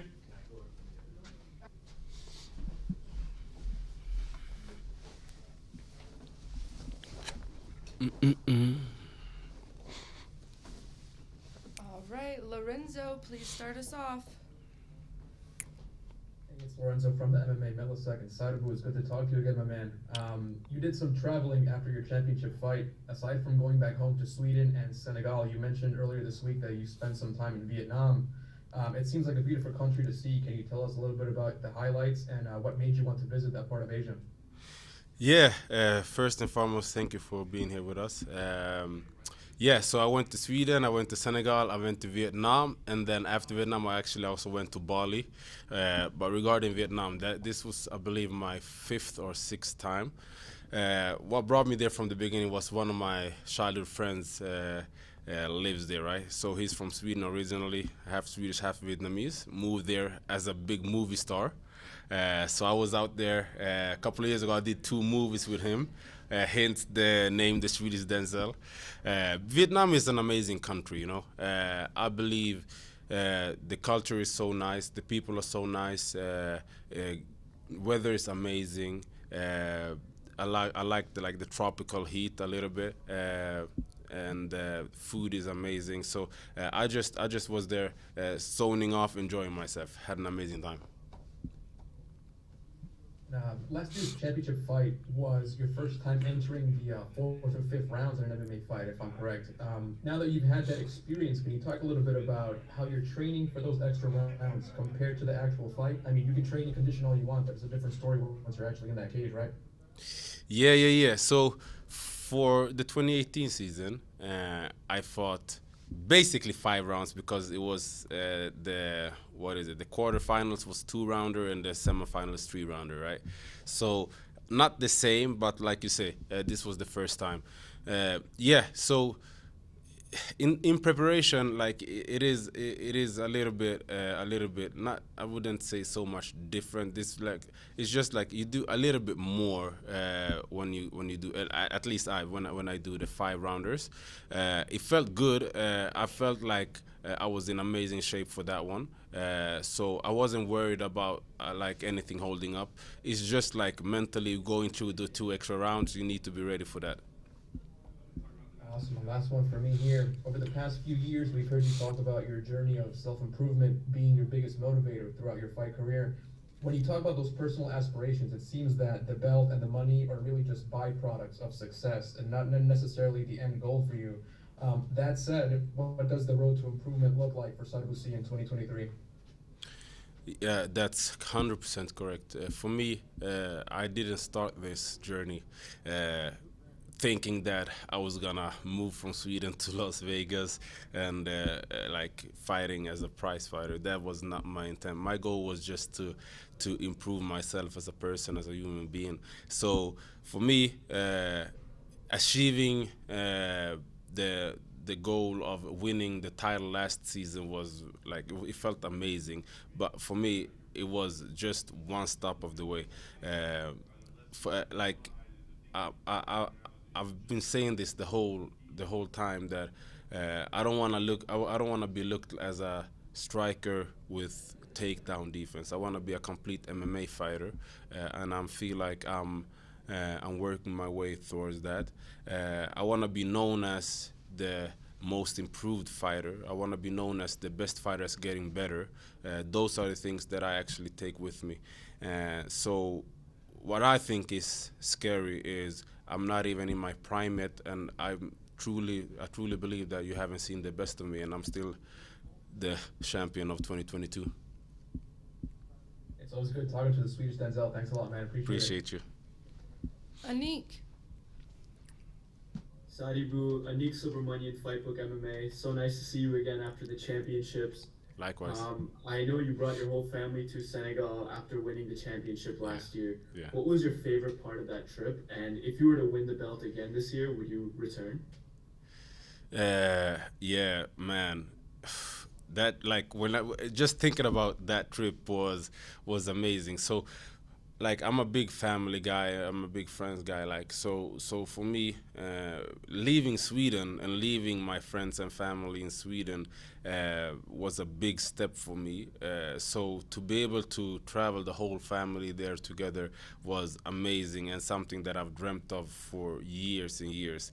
I would definitely go back. And to be honest, there was one moment because Senegal came maybe 2 to 3 weeks after the championship. So I was at a meeting with the prime minister, the sports minister, and he told me, he was like, from the president to the prime minister to myself and the whole country of Senegal, we are so proud of you. We stand behind you, and whatever you want, whatever you need, just let us know. And at that point, it all sunk in what just have happened, right? And it became real, and I almost started crying. Like, it was like in a conference room, like, and my wife looked at me and she was like, well, yeah, I saw that moment just, it got to me. So I would say if there's one thing, that would be that moment. Perfect way to answer that. Thank you so much, and good luck on Friday. Appreciate it. Patrick? And this is Pedal reporter from Combat Sports UK. How you doing today? I feel amazing. How you doing? I'm doing very well. And you know, you're on a 4-fight decision streak. Are you looking to break it with this fight, or are you just going to fight the smart fight and see what comes to you? So the thing is, what I love with PFL is the format, right? You know exactly when you're going to fight. I'm always going to be a fighter looking for a finish. But the thing is, for me, what I'm proud of with the last season is right now I know that I can do whatever it takes to get my hand raised, right? I needed to get back to that, because that's the way I was when I fought in kickboxing and Muay Thai. I stepped in there and I knew. I went in there 90 times, 85 times I got my hand raised, right? So in MMA, I didn't quite figure that out yet. So making sure that I get my hand raised was number one. Now, when I have that in my back, it's time to get the spectacular finishes again. Love to hear it, man. And last one for me. You're known as the Swedish Denzel Washington, so I want to ask you, what's your favorite Denzel movie? Oh man, it's like you asking me what's the favorite Bob Marley song, Michael Jackson's. Like, it's so hard, man. But they say King Kong ain't got shit on me, so try to figure out that movie. Love it, man. Good luck on Friday night. Appreciate it. Kyle. Hi, Sadibou, Kyle from VMTV. How you doing? It's proven to be a difficult thing to defend the championship after winning it. How difficult was it to kind of regain that focus after taking some time off from last year and getting ready to try and do it all again? To be honest, it wasn't even hard. Like, for me, I wake up every day. First thing I do is I thank God for being here and for another day and for all the blessings that I have in my life. Like my friends, my family, of healthy. I'm able to, like I said, I moved here from Sweden. I'm fighting. I get paid well. I fight for an organization that cares for me and like improving and like so. For me, I think about every moment as a blessing and it's a privilege for me to be here. So I don't even think about like it's hard, it's tough. No, come on, man.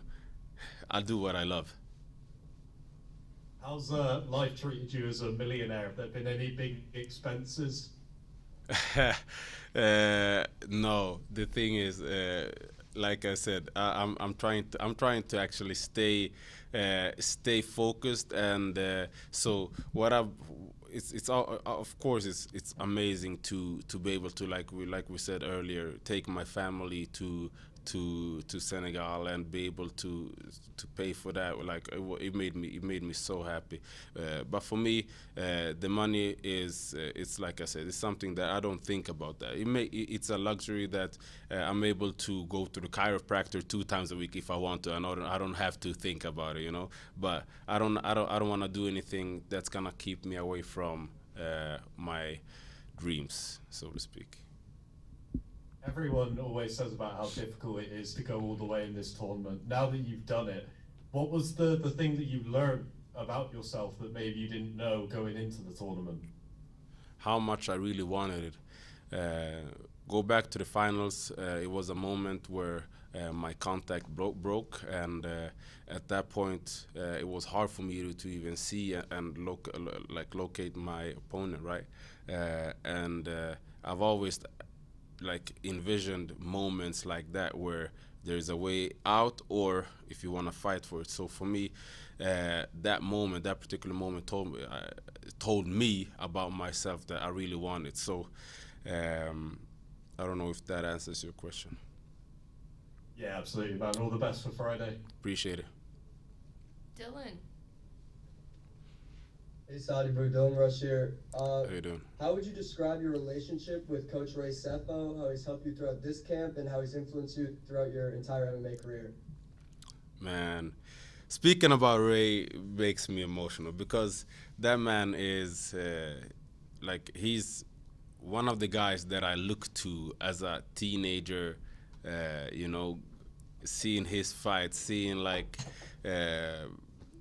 him and like trying to go to the gym afterwards, say like, yeah, he did this, like, so being able to have this amazing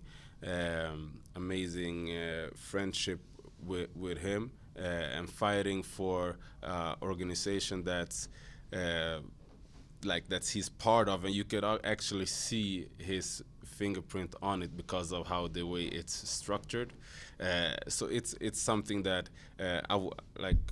Going back to what I've said many of times, it's hard to imagine that it would end up like that. But he's an amazing person. I'm so happy and thankful for having a guy like that in my life and for fighting for a guy like that.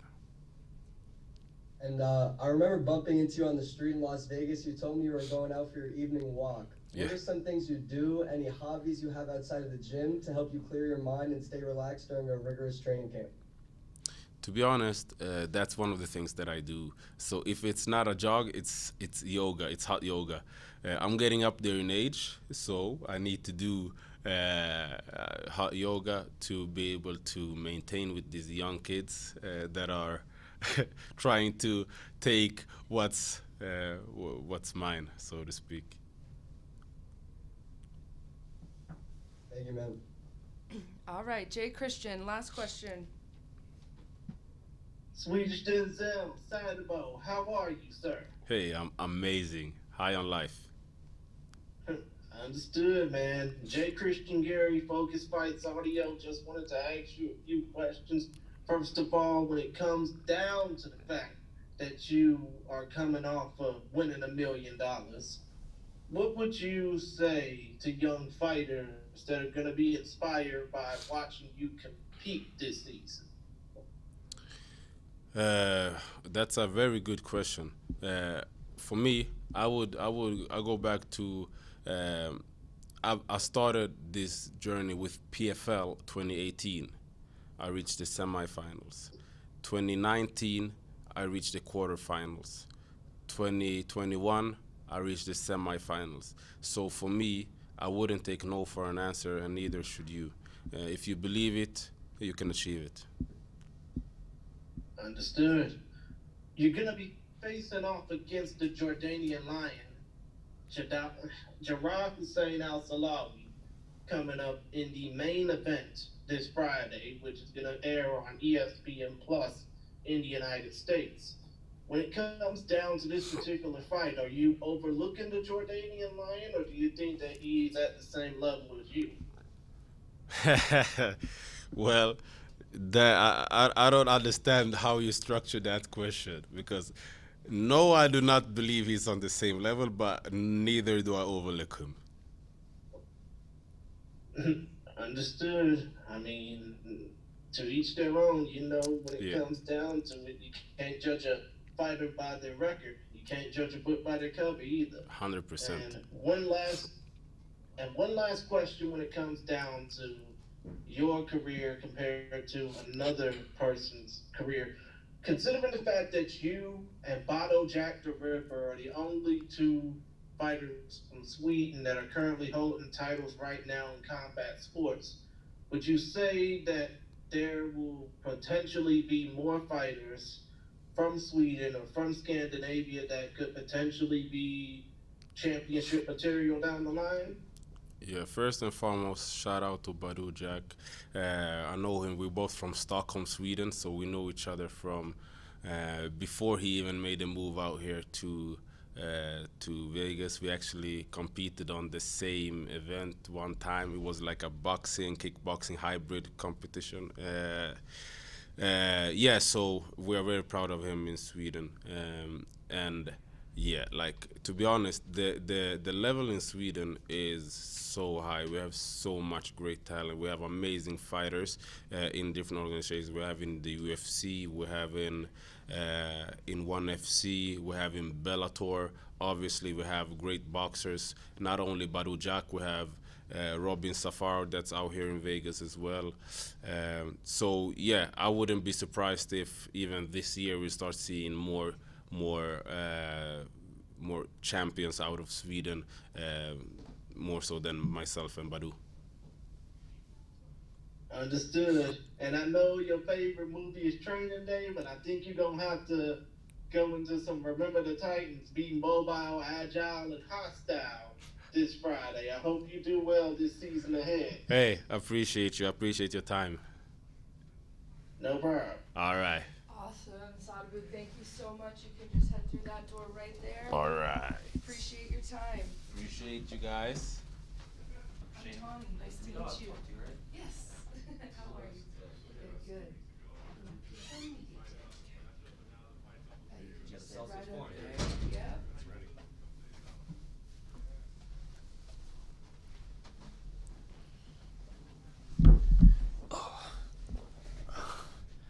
How does this work?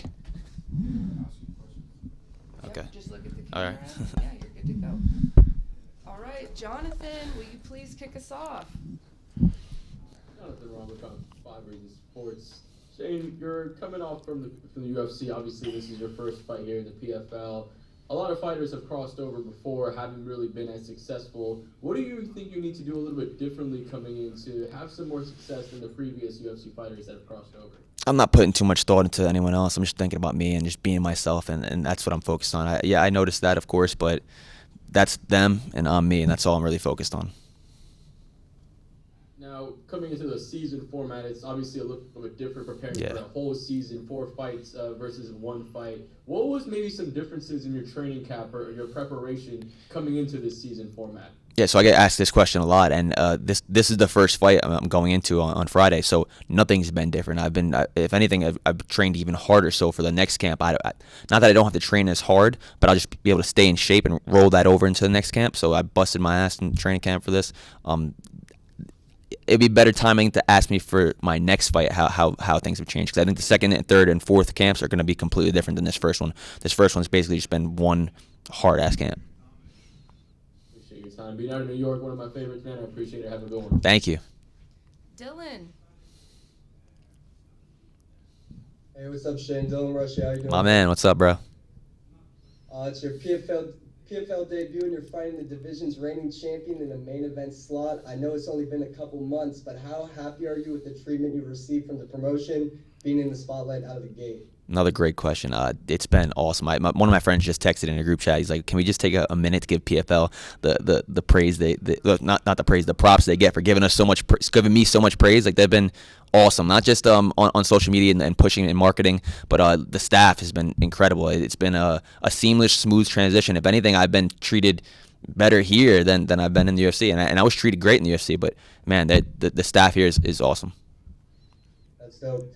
You got a lot of high-level training partners back home at Tiger Showman's, but who are some guys that pushed you especially hard throughout this training camp in preparation for this bout? Yeah, so I had Rob Riccio, who's going in training camp with me. He's another 55er, up and coming, undefeated guy. He's fighting the week after me, so that's one of my main guys that I've been working with. But then I've been also training a lot of southpaws, because obviously I'm fighting a southpaw. So a lot of professional boxers. This one dude I trained with, his name is Camille Badernick. He just fought last week. He's 11-0, and now he's 12-0 with 7 knockouts. Some other pro boxers, and then I had Eddie George, who's another undefeated guy, southpaw, coming out of New England. So it's been great. Connecticut, actually, not New England. I got a long-winded question, so stick with me, Shane. There are many differences between the PFL and other promotions, but perhaps the biggest difference would have to be the scoring system. In the PFL, all wins are not created equal. You can earn more points based on whether you secure a finish and in which round that finish comes. Do you envision that the scoring system will be in the back of your mind come fight night, or does all that go out the window and that cage door locks behind you? All that shit's out the window, man. I can't put too much thought into that. And the point system, I can see maybe some guys getting wrapped up in it, but as soon as the referee says go, I'm not thinking about take him down and hold him down for 3 rounds. You guys see how I fight. It's you say go, okay, it's time to kill the guy. I'm trying to take him out from the first bell to the last bell. So the points that's I don't have to think about that. I'll let that shit out of my head, because that's just the way I fight. I'm looking for the first round finish every time I fight. What fighter isn't, honestly, right? Especially in this format when you got to fight again in a couple weeks. Like we're trying to get in and get out. Makes sense. Then my last question. You got your little brother Ryan with you, another professional fighter. How has it been having him here in Vegas training with you? And I saw he was in your corner for the last UFC fight in Long Island. Is he going to be in your corner for this? And what does it mean to have him there with you this week? Yeah, so he's like my right-hand man. He's been there for me for my last couple fights. He's been in my corner for my last fight, so we're going to keep that going because we got to win for the last one. But even when he wasn't in my corner, he was there for the week leading up, and now he's getting bigger. He's 21 years old, going to be 22 soon. So he can actually give me work. He's a good body to have around. Yeah, man. So we got the win last time. Now we're going to keep that streak going. Appreciate it, Shane. Good luck, brother. Thank you, brother. Anik. Shane, Anik Subramanian, Fightbook MMA. So nice to meet you and welcome to the PFL. Thank you. You mentioned part of why you chose the PFL was because they give you an opportunity to do commentary. And I know that's one of your passions. Yeah. I was wondering if you've done any commentary with the PFL yet, or is there any plans going forward for that? Haven't done any yet. Obviously, they're letting me focus on the fight and on the season because that trumps everything. That's premier. That's what I got to focus on. So I appreciate them letting me focus on that. But I've done not official commentary, but I popped on during the fights last week and during the Challenger Series just to talk in between rounds and stuff like that. So that was cool. That little opportunity there. But definitely want to get my feet wet a little bit more with that down the road once I'm done with the season at least. Awesome. And one more question for me. You're fighting the 2022 champion on Friday. Are there any other dream opponents within this PFL's lightweight division that you hope to fight throughout the year? And if so, like, who would they be? Tunnel vision, OAM. That's all I'm thinking about. I'm not thinking about anybody else. I know there's other guys in the division. There's 10 other guys, or 9 other guys aside from me, but none of that matters. I'm focused on the guy that just won the season. For me to overlook him would be ignorant, so I'm not doing that. Awesome. Can't wait to see you fight. Thank you. Lorenzo. Hey, it's Lorenzo from the MMA Millisecond. Shane's good to talk to you, my man. How's it going? Your last fight in the cage was 9 months ago, almost to the day. A couple of years ago, you were out for 11 months between fights also. Can you talk a little bit about how you managed to keep your mental state poised and ready during an extended period of time on? Yeah, I stay in the gym. Like, everyone's like, what are your hobbies? I don't have hobbies. I love training. Especially when I don't have a fight, if there's an injury or something like that, I'm always in it. I'm training around it. So I eat, sleep, and breathe this sport. I really do love this sport. And my favorite thing to do when I don't have a fight is to get back to the gym and train. So just staying ready. I got a bunch of teammates who have a really big team, so I don't really ever get out of shape. PFL fans have been waiting for your debut ever since you signed with the promotion in 2022. There's a lot of top competition in this division. What can you tell the PFL fans about how you believe you stack up against the rest of them and what they can expect from you in 2023? Absolutely. The PFL lightweight division is stacked. I think the lightweight and the featherweight are the two most stacked divisions. If you look at the talent, the guys coming in are world-class athletes coming from world-class gyms too. So I'm not overlooking any of them. A lot of people are like, oh, he's going to the PFL, he's going to get easier fights. Hell no, I'm not thinking that way at all. I think these guys are tough, and the fact that I'm moving up to 55 is going to be another challenge too. So I'm excited for it, though. I think that I match up well with all of them, and obviously I wouldn't have signed up, and I wouldn't be here right now if I didn't believe myself. I believe my skills would trump everything, all of them. It's been raining here in South Florida for like 4 days straight. It feels like a hurricane, but the real hurricane's on this Friday, baby, so I'm excited to see you fight, man. Yes, sir. Hurricane in Vegas, the first ever. Thank you. Kyle. Hi, Shane. Kyle from Violent Money here. Nice. You mentioned just then about the featherweight division being the other stacked division in the PFL. Do you think you could realistically compete there as well, or would the weight cuts that often be too much? Yeah, the weight cut too. It would just, that's why I got hurt in my last fight. There's the weight cut, being at that caloric deficit for so long and not being able to eat to fuel my body to properly recover. Doing 45 and then 10 weeks later doing 45, then 10 weeks later doing 45, it would be detrimental to my performance. It wouldn't be the best Shane Burgos, and I want to give the best Shane Burgos every time I'm out there. So I think it's time for me to close that door on 45, especially for a season. Like it wouldn't make sense. Yeah, that makes sense. You mentioned like that your sign-in has. It feels like a big moment for the PFL. It feels like a big get in that they're starting to get guys, that people know that have got plenty of time left in the tank. Do you feel like more people are going to start signing with the PFL thanks to them signing guys like yourself that are already household names in MMA? Absolutely. I feel like I'm not trying to toot my own horn, but I feel like I'm a little bit of a trailblazer in the way I went about it and the way I did it. Not a lot of guys, not really any guys that I can think off the top of my head have done it the way I did it. I went out, fought my contract out, 2-fight win streak, won my last 2 fights, they were bangers, and then signed to the PFL. Like most of the guys just re-signed to the UFC and stay. But no, I bet on myself. I won that last fight. My stock went up even higher, and then look where I'm at now. So yeah, I think that's gonna open a lot of guys' eyeballs to realizing like the UFC. Yeah, it is the number one promotion when it comes to eyeballs, but it's not the number one promotion when it comes to pay. And then, do you want to be a prize fighter or do you want to be a UFC fighter? You got to ask yourself that. Another guy like yourself that I think people were surprised when they found out he was going to be leaving the UFC is obviously Olivier Aubin-Mercier, who you're fighting this Friday. Do you prefer it to come in and straight away face the guy that was last year's winner? Try and make a statement off the bat. Absolutely, yeah. Give me the best, the guy that won the entire thing right off the bat when I'm fresh. Hell yeah, give me that. I don't want him when I'm banged up from the other fights, right? I want him right off the bat. So yeah, that makes sense to me. I didn't expect it at first, just to be honest, but looking at it, I'm like, dude, if I had to pick, yeah, why wouldn't I choose the toughest guy first right off the bat?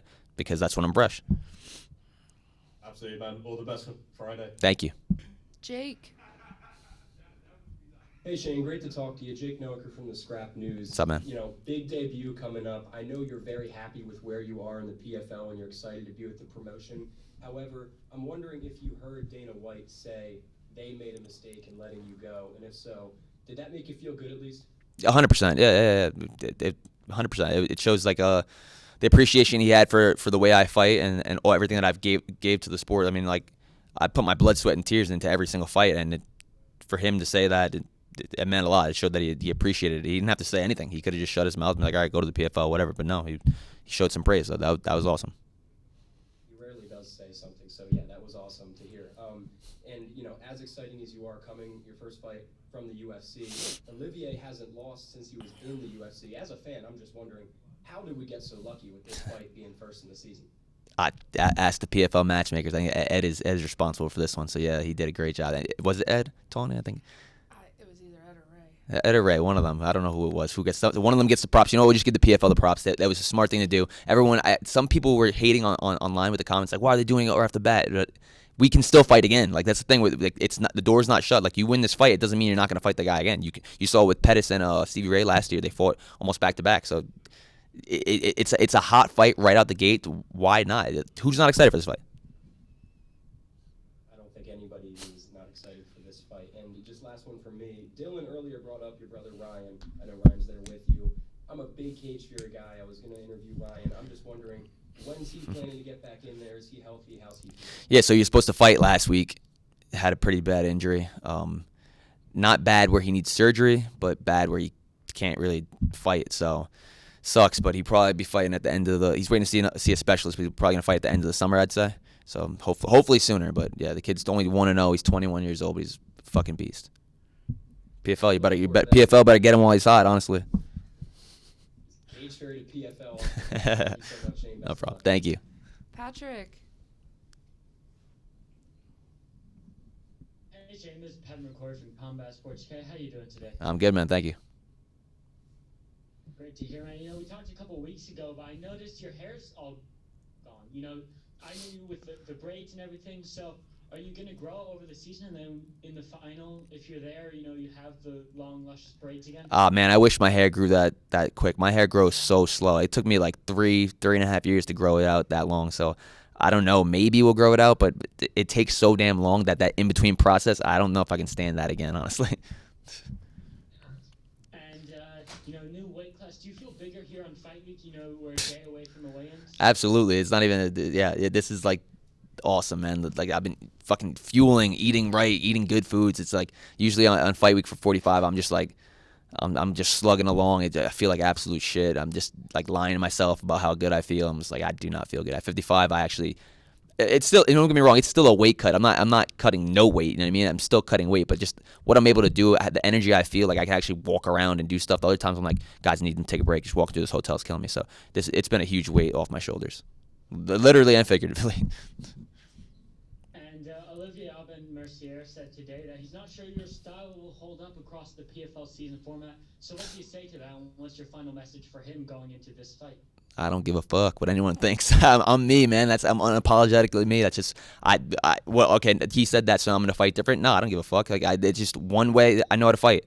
You guys all see it every time, so we'll see how he reacts to that on Friday. And last one from me, man. I saw on your Instagram story, you know, your team was eating Raising Cane's, or you were eating your salad. And so it wasn't a salad. A post-fight meal plan is the Win buffet, so that's the post-fight meal plan. And then after that, we're gonna go hit Pink Box Donuts, and then Saturday morning I got Hash House to go for breakfast. That's actually made my wife's 11-year anniversary. Then right before we hit the airport, I gotta hit that. I think it's Sayulita's Mexican spot. So yeah, it's already planned out. Congratulations on your anniversary, and looking forward to your fight on Friday. Thank you. All right, Marty, ride us off into the sunset, please. Shane, this is Wiz from Bet US. What's up, man? Today, and how are you feeling? I'm good. I feel great. First question for you: how has the transition been from the UFC to the PFL, and how does it feel not having to cut all this weight? I know you've been asked a little bit about this, but if you can go a little bit more into it. Yeah, so it's been pretty smooth and pretty seamless. If anything, it's probably been the best fight week I've had to date. Honestly, I'm not just trying to say that to hype anyone up. Like it's been a super smooth process, seamless process, going from what I used to do in the UFC to what I'm doing here now. It's almost exactly the same. I'm treated very, very well. Like I have zero complaints. It's been the best fight week I've had. And then on top of that, I actually feel good from not having to cut stupid weight like I was cutting before. Like 45 was miserable, man. Like the last couple of weeks, I said it a couple times in other interviews, the last couple of weeks leading up to the fight, like last 3 or 4 weeks, it's just focused on the scale. I'm not really thinking about anything else. I'm not thinking about my performance on the mat and training. I'm just thinking about getting my weight as close to 45 as possible. For this one, I'm like actually focused on, all right, how did you feel in sparring? Like, oh, you had good rounds. All right, you need to do this, you need to do that. Other times, it's just making weight. So that's been huge. I feel fucking great. Sorry for all the cursing, by the way. That's awesome. What do you think separates you from every fighter in the lightweight division here in the PFL compared to how you felt or how you saw yourself in the featherweight division in UFC? Yeah, I just think there's something different about me specifically. I have that mental grit, that toughness, that mental fortitude. I don't know. Like, I've been saying it a lot. Like, it's just something different. When the referee says go, I don't take it as a 3-round fight. I take it as 3 separate fights. Like, I'm trying to finish you from that first bell to the last bell in the first round. Then the second one I'm looking at it as another fight. And then the third round I'm looking at it as another fight. So I think it's my mental attitude when it's time to fight. I think it separates me from everyone else in the world. And last question for me. Given that you get rewarded for finishes early in the PFL, with the extra 10 pounds on you, how do you feel that your finishing ability has improved? Yeah, I think that's going to be huge. It's like I said, I've been focused on performance in the gym. The last couple weeks at 45, I don't care about performance. I care about making weight. This one has been strictly revolving around how I'm doing on the mat, how I'm doing in sparring. So, yeah, it's going to be huge. And the points out the window. I don't care about the points. I'm not putting too much stock into the points. I'm trying to get that first round finish, period. Thank you so much, Shane. Thank you.